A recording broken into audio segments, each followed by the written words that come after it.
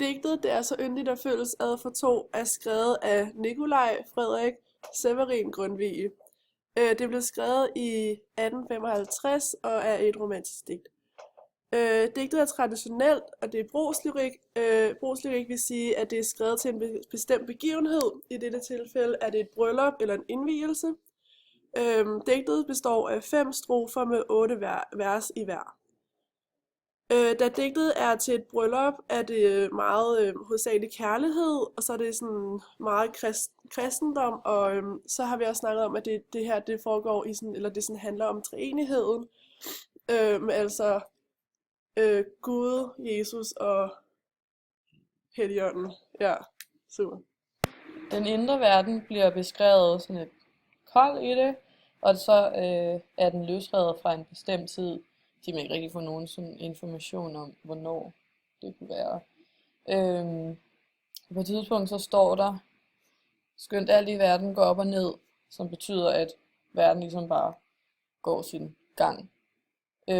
Hvilket så leder os videre til den indre verden, hvor der står, og det som drager de store læs i hjertekammeret er inderst inde.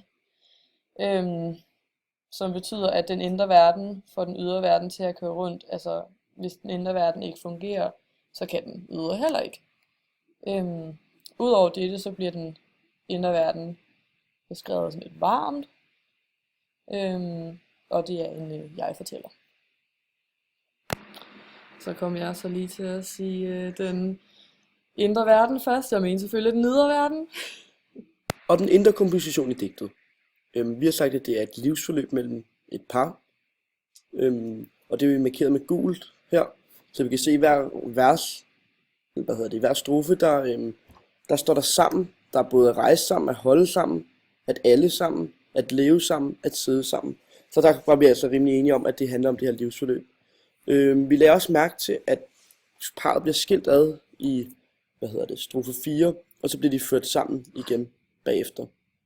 Og der har vi lidt sagt, at det er fordi den ene dør, og så finder de sammen igen i, i himlen. Hvis vi så skal kigge på de sproglige billeder, så ser vi, at der står, når vi er grå, altså det vil sige, når de er gamle, så det vil sige, der er de også sammen. Fjederhammen, det er det, der løfter og bærer. Arneflammen, det er en metafor for et ildsted, og det betyder hjemmets varme og lyskilde. Det står et sted i teksten. Det står her, men det kan altså også betyde, Helligånden, og det var derfor vi siger, at de er fundet sammen igennem i himlen.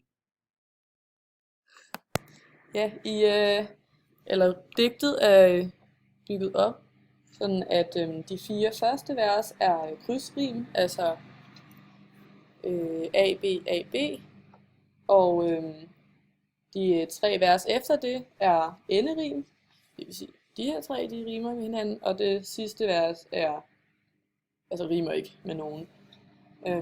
Og det er rytmisk opbygget, og der bliver lagt tryk på de sidste ord. Okay. De 4 første vers i hver strofe er delt op i sådan 2 korte sætninger. Det bliver ligesom sådan delt af en pause. For eksempel her, det er så hyggeligt, alle des, hvor små og store har et i sinde, og det som drager de store læs i hjertekammeret er inderst inde. Første og anden vers, og tredje og fjerde vers, og så videre, er delt op, eller det vil sige, de hænger sammen. Det vil sige, at der er ufuldstændige sætninger. Og de korte sætninger og sådan lidt omvendt ordstilling, nogle gange her, for eksempel her med sammen være, gør, at digtet bliver tempofuldt og lidt svært at læse. Der bruges gamle, lidt særprægede ord, som f.eks. arneflammen og fjederhammen, men udover det er der ikke så mange ord, man ikke kender. Det er et meget abstrakt digt i det vil sige, at vi har snakket om, at det står ikke sådan decideret, at det er til et bryllup eller en indvielse, men det står ligesom mellem linjerne det her med sådan, at de her 2 mennesker, de følges ad hele vejen, og i anden sidste strofe, der er det her med, at de dør, og de så vender, sådan de så mødes igen i himlen i det sidste strofe. Og derudover er der mange gentagelser. Det her med at rejse sammen, at holde sammen. Det går ligesom igen i alle stroferne. Det er et meget positivt lavet digt, dog er det er lidt negativt, når de så ikke er sammen mere, hvor han så siger, at det er så velmodigt at skilles ad. Ja. Ja. Og den sentimentale stemning frembringes af rytmen. Så temaet i det her digt, har vi altså sagt, er kærlighed mellem mennesker, og det her med livets gang sammen. I forhold til samtiden, så er der altså tale om bitterkunst. Og det ved vi, fordi at der for eksempel står Arneflammen, som betyder det her med hjemmets varme og lyskilde og en allusion til Helligånden. Og det er meget vigtigt her i bitterkunst, at man fortrænger konflikter og sociale forskelle, men i stedet for så bliver det hele bare en stor idyllisk masse.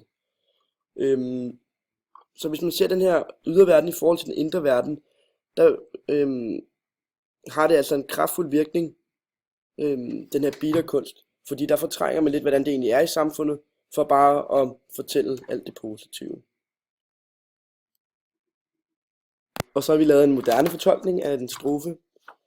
Det er så yndigt at følges ad, for to som gerne vil være sammen. Der er musikken dobbelt så høj, men øllen halvt, det er noget møg. Ja, det er gammel at drikke sammen, så skål alle sammen i kærlighed.